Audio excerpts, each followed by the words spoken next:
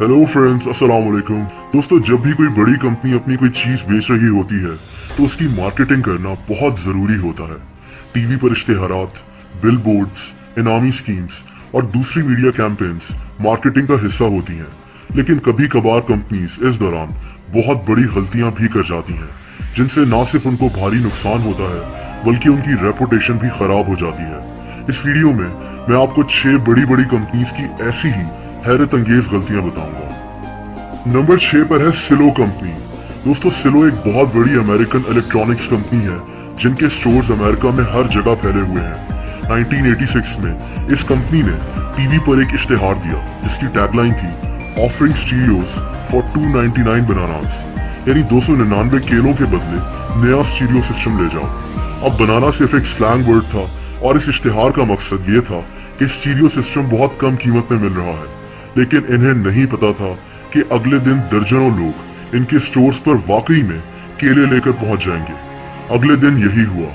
दर्जनों लोग हजारों केले उठाकर इनके स्टोर्स में पहुंच गए और स्टीरियो सिस्टम्स देने का मुतालबा कर दिया। सिलो को मजबूरन इनसे ये हजारों केले लेकर इनको नए स्टीरियो सिस्टम्स देने पड़े। इनको एक ही दिन में हजारों डॉलर्स का नुकसान हो गया, जो कि उस दौर में बहुत बड़ा नुकसान था। सिलो ने सारे केले एक जू को डोनेट कर दिए और अगले दिन ही ये इश्तेहार टीवी से वापस ले लिया। नंबर 5 पर है मैकडॉनल्ड्स। दोस्तों, हम सबको पता है कि मैकडॉनल्ड्स दुनिया की सबसे बड़ी फास्ट फूड चेन्स में से एक है। 1984 में ओलंपिक्स अमेरिका में मुनक्किद हुए थे। मैकडॉनल्ड्स ने अमेरिका में ओलंपिक्स के लिए एक काफी दिलचस्प इनामी स्कीम रखी जिसका नाम था if the US wins you win. Basically जो कस्टमर भी मैकडॉनल्ड्स आता उसको एक स्क्रैच कार्ड दिया जाता जिस पर ओलंपिक के किसी भी खेल का नाम लिखा होता। अगर अमेरिका उस खेल में गोल्ड मेडल जीत जाता तो उस कस्टमर को बिग मैक बर्गर फ्री में दिया जाना था। अगर अमेरिका सिल्वर मेडल जीतता तो कस्टमर को फ्री में फ्राइज दिए जाने थे और ब्रॉन्ज मेडल जीतने पर एक कोक दी जानी थी।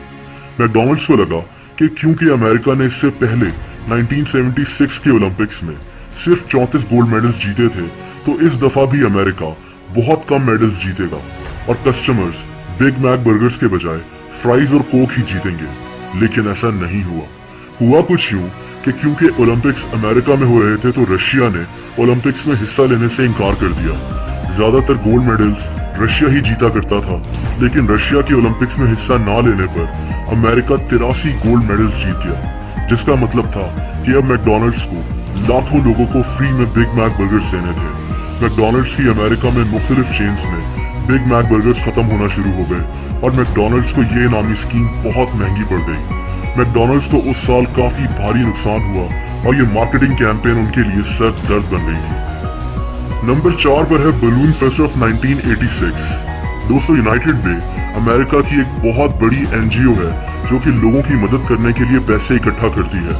लेकिन 1986 में कुछ ऐसा हुआ जिसकी वजह से खुद यूनाइटेड वे को मदद की जरूरत पड़ गई।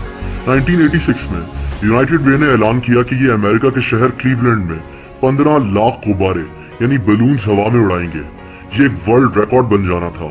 इन्होंने सोचा कि इस तरह दुनिया भर की तवज्जो इनकी तरफ हो जाएगी।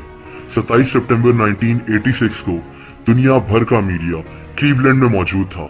2500 स्टूडेंट्स 15 लाख बलून्स फुलाने के लिए मौजूद थे और फिर 15 लाख बलून्स हवा में उड़े। ये एक इंतहाई खूबसूरत मंजर था, लेकिन सिर्फ कुछ मिनट्स के लिए। हुआ कुछ यूं कि शदीद हवा की वजह से 15 लाख बलून्स नीचे गिरना शुरू हो गए। शहर की रोड्स, नहरें और सब कोने गुब्बारों से भर गईं। पूरे शहर का निजाम खराब हो गया।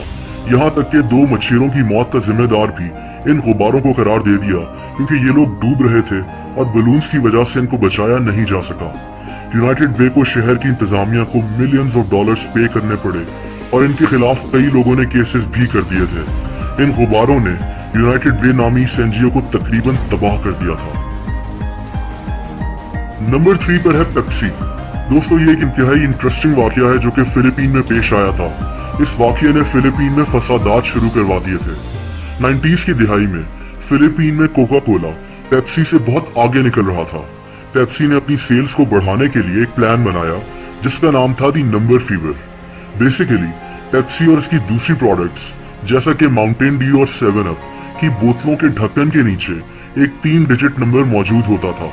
लोगों को ये नंबर संभाल कर रखना था और फिर आखिर में पेप्सी ने इन नंबर्स पर 1000 पेसोस से 10 लाख पेसोस तक का इनाम देना था। पेसोस फिलीपीन की करेंसी है। अब पेप्सी ने फैसला किया कि जिसका भी नंबर 349 निकलेगा उसको ग्रैंड प्राइज यानी 10 लाख पेसोस दिए जाएंगे। ये उस दौर में तकरीबन 50 लाख रुपए बनते थे। यानी नंबर 349 सिर्फ एक बोतल के अंदर मौजूद होना था और एक ही बंदे ने जीतना था। इस इनामी स्कीम की वजह से पेप्सी की सेल्स 40% से भी ज्यादा बढ़ गई। इस स्कीम में 3 करोड़ से भी ज्यादा लोगों ने हिस्सा लिया था, लेकिन थोड़ी गड़बड़ हो गई। हुआ कुछ यूं कि पेप्सी की 8 लाख बोतलों के ढक्कन के नीचे नंबर 349 गलती से प्रिंट हो गया। यानी जहां एक बंदे ने जैकपॉट प्राइज जीतना था, वहां अब लाखों लोगों के पास नंबर 349 निकल आया। बहुत ही जल्द 4,90,000 लोगों ने अपने 10 लाख पेसोस का मुतालबा कर दिया। ये अरबों डॉलर्स बनते थे और पेप्सी मुसीबत में पड़ गई। यहाँ तक कि फिलीपीन में फसादात शुरू हो गए और लोगों ने पेप्सी की फैक्ट्रीज और ट्रक्स वगैरह पर हमले करना शुरू कर दिए। इन फसादात में 5 लोगों की डेथ भी हो गई थी।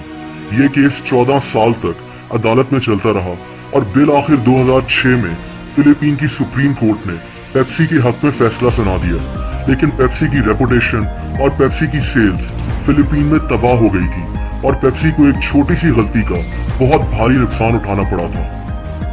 नंबर 2 पर है वॉकर्स चिप्स। दोस्तों 2010 में बर्तानिया में वॉकर्स चिप्स ने एक इंतहाई अजीबो गरीब इनामी स्कीम निकाली। बेसिकली आप चिप्स का पैकेट खरीदें, उसमें से एक कूपन निकलेगा जिस पर एक कोड लिखा होगा। उस कोड को वॉकर्स चिप्स की वेबसाइट पर डालें और आपके सामने बर्तानिया के एक शहर का नाम आ जाएगा। अब आपको ये प्रेडिक्ट करना है कि इस शहर में कुछ दिन के बाद एक खास दिन को एक खास टाइम पर बारिश होगी कि नहीं। अगर आपने सही प्रेडिक्ट कर दिया तो आप 10 पाउंड्स जीत जाएंगे। अब ये इंतहाई आसान गेम थी और बर्तानिया का मौसम वैसे भी ऐसा है कि बारिश कब हो जाए पता नहीं चलता। लोग तुक्का भी मारते तो इनाम 10 पाउंड्स जीत जाते और यही हुआ। वॉकर्स को कुछ ही दिनों में 6,60,000 पाउंड्स लोगों को पे करने पड़े। इनके हर 3 पाउंड्स की सेल पर इनको 10 पाउंड्स लोगों को इनाम के तौर पर देना पड़ रहा था। वॉकर्स को मजीद लाखों डॉलर्स का नुकसान हो जाता, लेकिन इन्होंने कुछ ही दिनों में इस इनामी स्कीम को खत्म करने का फैसला कर लिया। और दोस्तों नंबर 1 पर है अमेरिकन एयरलाइंस।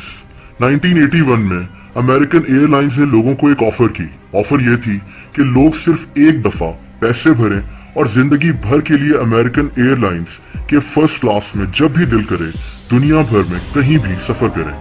ये फी थी $2.5 लाख। मजीद $1.5 लाख भरने पर लोग अपने साथ एक और बंदे को भी फर्स्ट क्लास में ट्रेवल करवा सकते थे। इनको एक पास दे दिया जाना था जिसका नाम बडी पास था।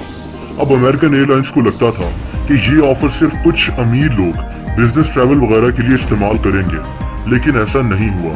इनकी तवक्कुआत के बरअक्स आम लोग भी इस ऑफर का पूरा फायदा उठाने लगे। जैसा कि एक बंदे ने एक महीने में 16 दफा फर्स्ट क्लास में लंदन ट्रैवल किया। एक बंदे ने तो $1.5 लाख एक्स्ट्रा भरे और हर दफा अपने साथ किसी अजनबी इंसान को ले जाता ताकि वो भी फर्स्ट क्लास में सफर करने का मजा उठा सके। अमेरिकन एयरलाइंस ने सोचा ही नहीं था कि लोग इस तरह इस ऑफर का फायदा उठाएंगे। इनको बहुत भारी नुकसान हुआ। इन्होंने कई मुसाफिरों के खिलाफ अदालत में फ्रॉड का केस भी किया और इनको 1994 में इस ऑफर को खत्म करना पड़ा। दोस्तों अगर आपको वीडियो पसंद आई हो तो वीडियो को लाइक करना मत भूलिएगा और ऐसी इंटरेस्टिंग वीडियोस को देखने के लिए इस चैनल को सब्सक्राइब भी कर लें और उसके बाद बेल आइकन यानी घंटी के निशान को भी क्लिक कर दें ताकि इस चैनल की सारी नई आने वाली वीडियोस के नोटिफिकेशंस आपको मिल जाया करें। अपना बहुत ख्याल रखें। अल्लाह हाफिज।